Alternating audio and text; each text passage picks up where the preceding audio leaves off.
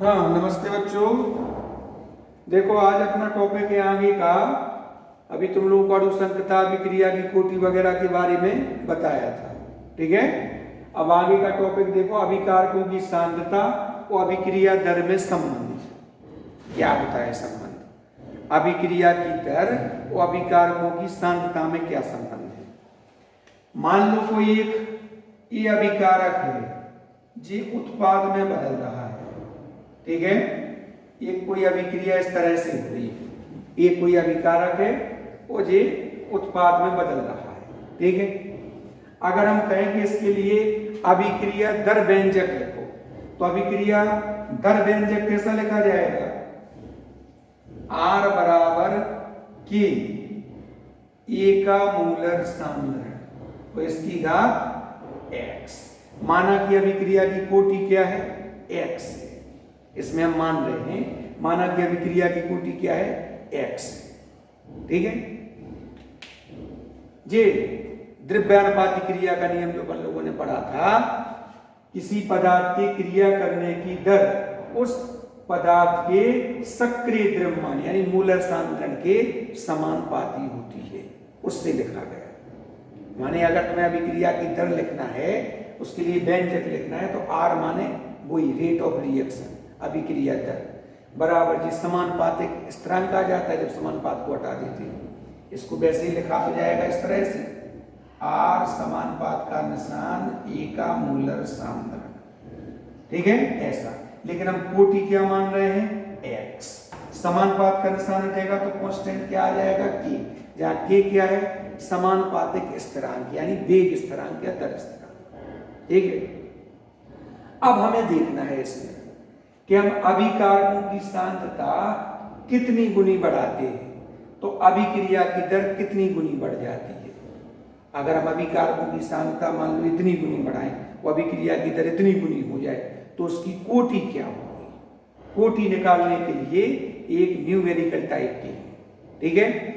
अगर हमने कहा मान लो कि अभिकारकों की सांद्रता हमने मान लो 5 गुनी बढ़ा दी, 5 गुनी, तो अभिक्रिया की दर 25 गुनी हो जाती है। जैसे हमने यहां पर 5 गुनी कर दी तो 25 गुनी अभिक्रिया की दर हो गई कि इसको बढ़ा दिया 5 गुना। तो अगर हम कहें अब अभिक्रिया की कोटि बताओ क्या होगी, तो निकाल सकते हैं। इसको समीकरण एक नाम दे दो, इसको हल कर दो। 25R बराबर के, इसको खोल दो 5 की घात x इंटू ए का मूलर सांद्रण की घात x। इसको समीकरण 2 नाम दे दो। समीकरण 1 और 2 में हम क्या कर सकते हैं? समीकरण 2 में 1 का भाग दे दो, दूसरे में पहले से भाग दे दो। माने दूसरे को ऊपर लिखो 25R बटे R बराबर के 5 की घात x इंटू ए का मूलर सांद्रण की घात x। इसके बटे में इसकी RHS लिख दो कि ए का मूलर सांद्रण की घात x। R से R कट गया, K से K कट गया, J और G कट गया। क्या आ गया? 25 बराबर 5 की घात x। 25 को हम लिख सकते हैं 5 का वर्ग बराबर 5 की घात x।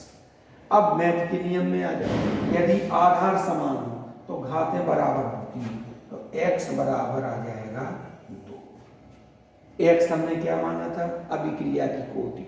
इसका मान क्या आ गया? 2, यानी ये द्वितीय कोटि की अभिक्रिया है। अगर हम कहें यहां पर अभिकारकों की सांद्रता हमने 6 गुनी बढ़ाती है तो अभिक्रिया की दर 36 गुनी हो जाती है, तो उसकी कोटि 2 ही आएगी।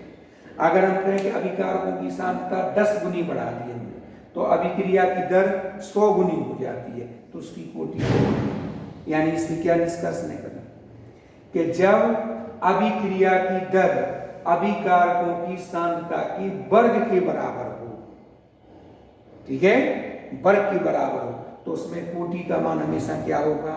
2। लेकिन अगर मान के चलो कि अभिकारकों की सांद्रता और अभिक्रिया की दर दोनों की मान 1 से हो, जैसे हमने कहा कि अभिकारकों की सांद्रता 5 गुनी बढ़ाती है तो अभिक्रिया की दर भी 5 गुनी बढ़ जाती है, 5 गुनी बढ़ जाती है, 5 गुनी बढ़ जाती है। तो अब क्या होगा, तो अब x का मान क्या आ जाएगा, 1, यानी कोटि क्या हो जाएगी, 1 हो जाएगी। यानी जब अभिकारकों की सांद्रता और अभिक्रिया की दर दोनों के मान 1 से होंगे, जितनी तुम अभिकारकों की सांद्रता बढ़ा रहे उतनी ही अभिक्रिया की दर बढ़ रही है, तो उसे हम कहते हैं प्रथम कोटि की अभिक्रिया, यानी उसमें x का मान 1 आता है, कोटि का मान 1 आता है। इसी से अभिक्रिया की प्रथम कोटि की परिभाषा भी बन जाती है।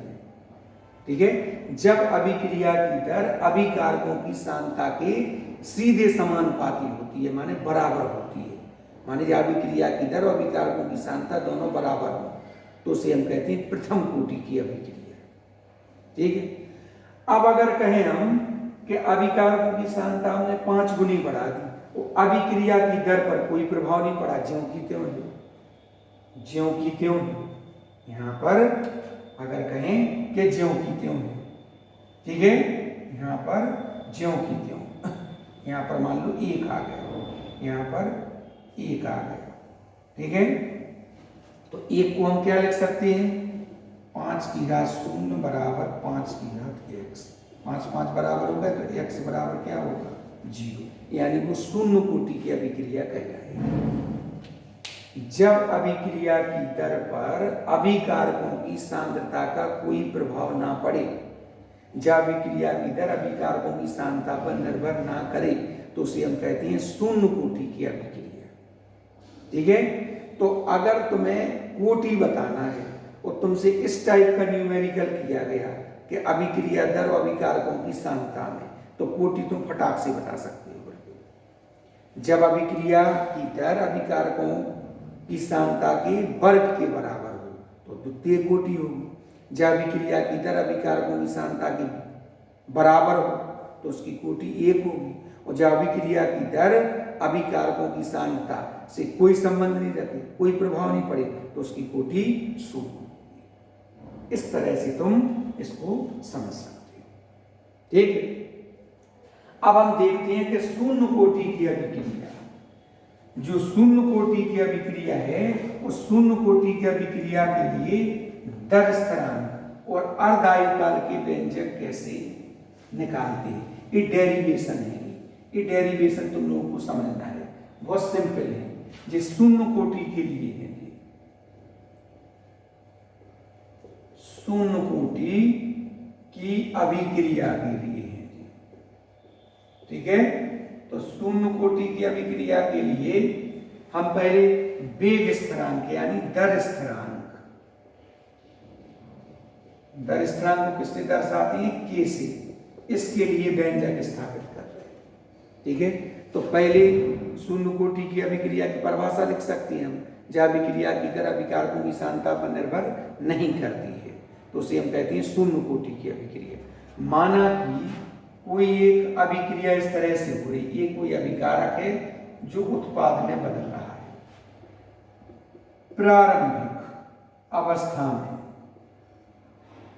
प्रारंभिक अवस्था में मान लो ये अभिकारक के स्मॉल ए मोल प्रति लीटर है, उत्पाद अभी नहीं बदला है, 0 मोल प्रति लीटर है। ये प्रारंभिक स्थिति है।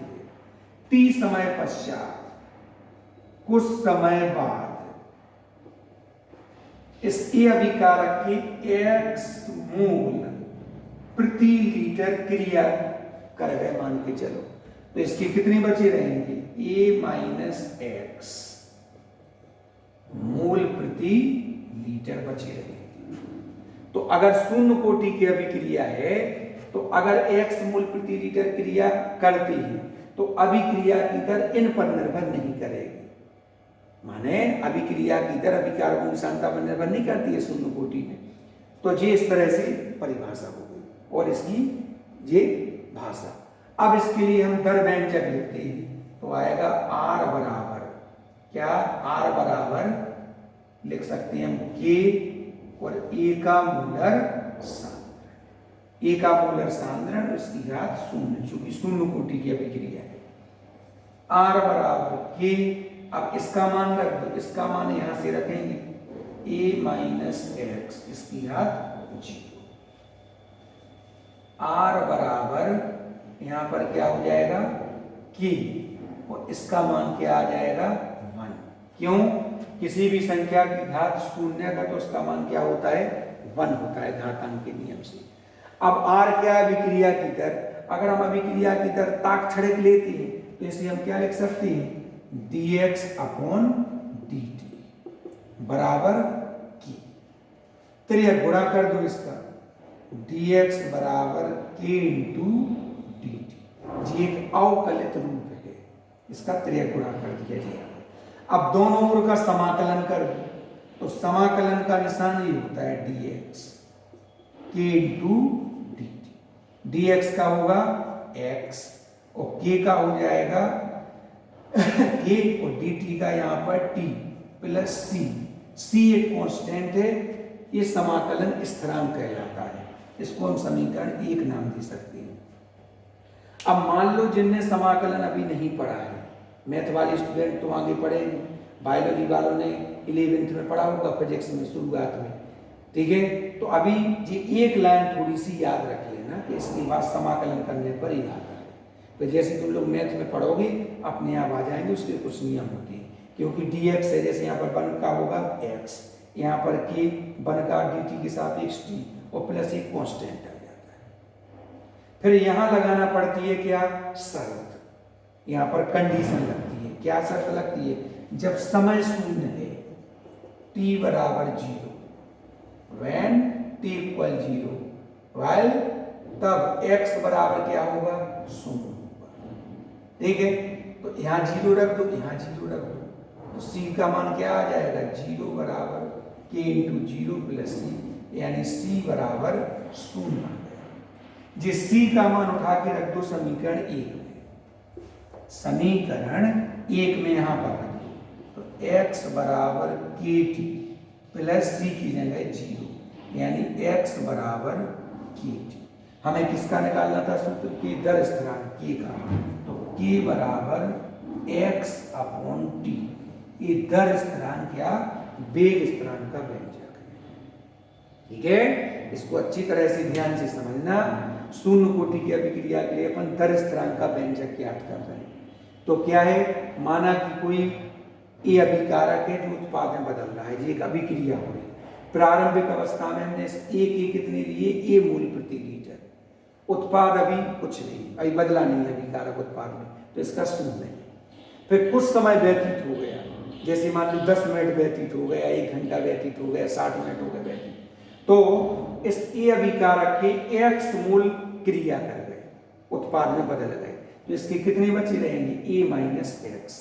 जैसे मान लो तुमने इसकी 50 मोल प्रति लीटर लिए, ठीक है। यहाँ पर मान के चलो कि 10 बदल गए उत्पाद में, तो इसकी 50 माइनस 10 यानी 40 बचेंगे, ठीक है।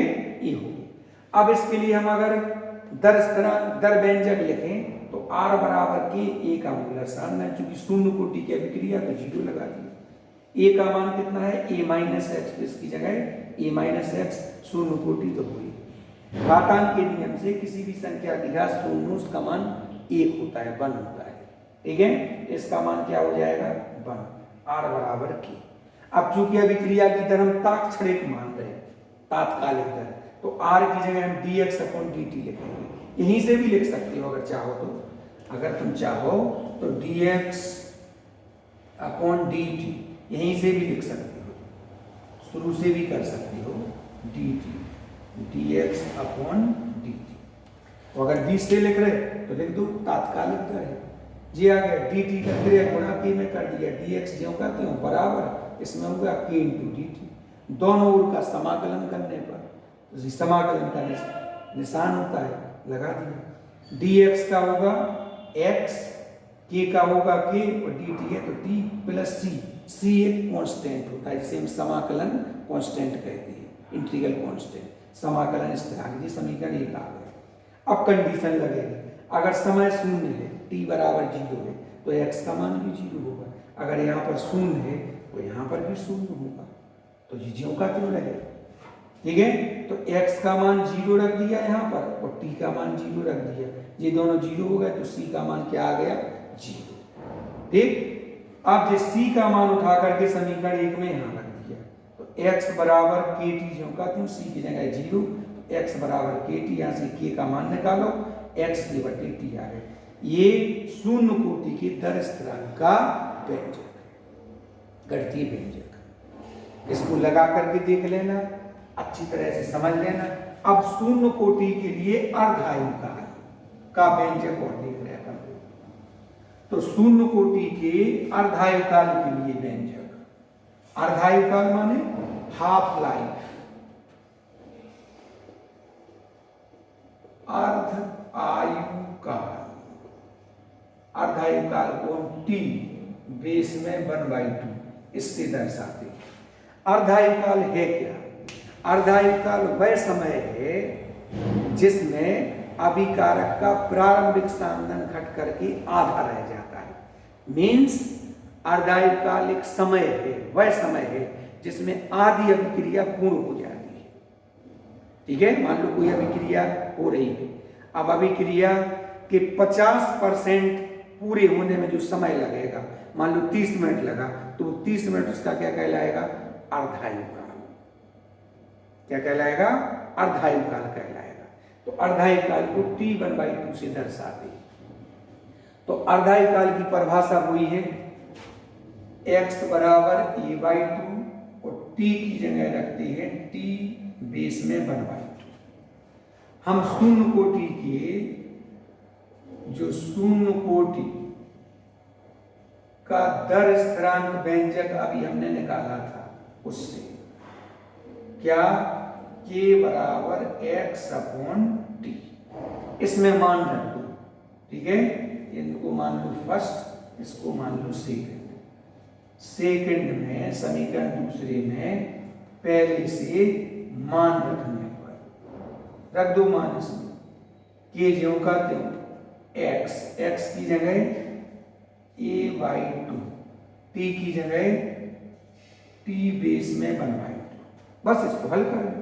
ये t बेस में 1/2 k की जगह आ जाएगा, k इधर पहुंच जाएगा। तो t बेस में 1/2 बराबर a/2 की, दो नीचे आ जाएगा। ये क्या है? शून्य कोटि के अर्धायुकाल का व्यंजक है। ये सूत्र हो गया। अब इसमें 2k क्या है? नियतांक है, कांस्टेंट है। तो जब जी कांस्टेंट हटेगा तो समानुपात का निशान आ जाएगा, t बेस में 1/2 समानुपाती e। ये समीकरण सिद्ध करता है क्या? कि शून्य कोटि की अभिक्रिया के अर्धायुकाल का मान उसके प्रारंभिक सांद्रण के समानुपाती होता है। शून्य कोटि की अभिक्रिया जो होती है उसके अर्धायुकाल का मान अभिकारक के प्रारंभिक सांद्रण पर निर्भर करता है, समानुपाती होता है। ये सिद्ध करता है। कभी कभी ये जो हमने बोला यही क्वेश्चन बन करके आ जाता है। अभी आप पिछले सालों में पेपर पढ़ना तो उसमें लिखा मिलेगा तुम्हें क्वेश्चन आया था, ये सिद्ध करो कि शून्य कोटि के अर्धायुकाल का मान अभिकारक के प्रारंभिक सांद्रण के समानुपाती होता है, यह निर्भर करता है। तो तुम्हें यहां तक करना पड़ेगा, ये अर्धायुकाल है। ठीक है, तो शून्य कोटि के दर स्थिरांक अर्धायुकाल की जैसे व्यंजक है, ऐसी प्रथम कोटि की है। तो ये तुम्हें आगे बताएंगे, अभी इतनी तैयारी करना है। ठीक है।